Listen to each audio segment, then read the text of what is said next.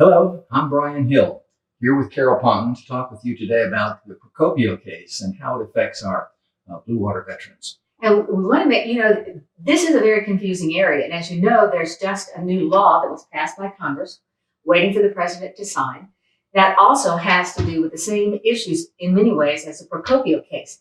But they're different. And that's why we want to talk to you just about what rights you get from the Procopio case. Right. So Procopio basically said that veterans who served within the 12-mile limit of Vietnam are considered veterans who were exposed to Agent Orange.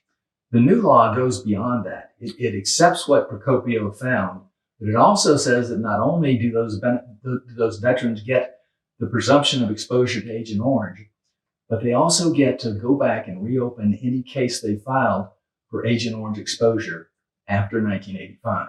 And there's really a problem with that because often when the VA has done something that they decide they should have done differently, they will go back and contact the veterans.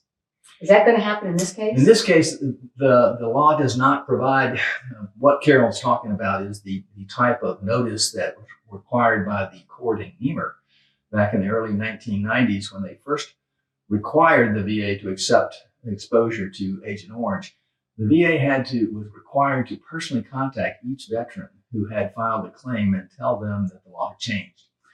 And they did that again when they accepted them for, say, heart and some cancers. Right.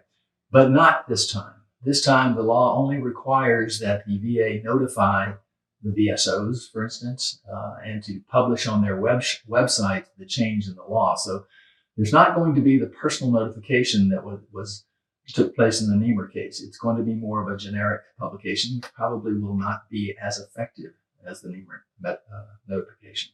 So the Procopio case simply provides the same kind of benefits that the veterans who have been shown that they were in country had before. That's right. Right? That's right. And what is the definition of these veterans?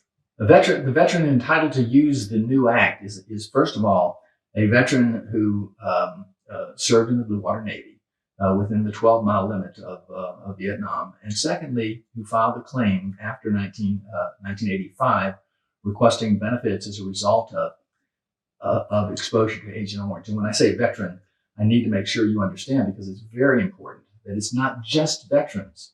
It's veterans and their survivors. So if a veteran has died as a result of Agent Orange exposure, that survivor is still entitled to get full benefits. And this is so important because for years, I represented veterans years and years ago that were not able to get these benefits because they didn't set foot in Vietnam. And many of those have died.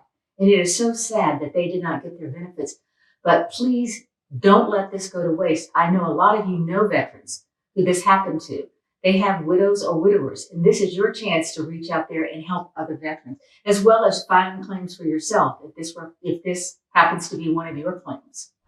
Well, thank you for joining us today, and we'll hopefully get you more information about how this is working out.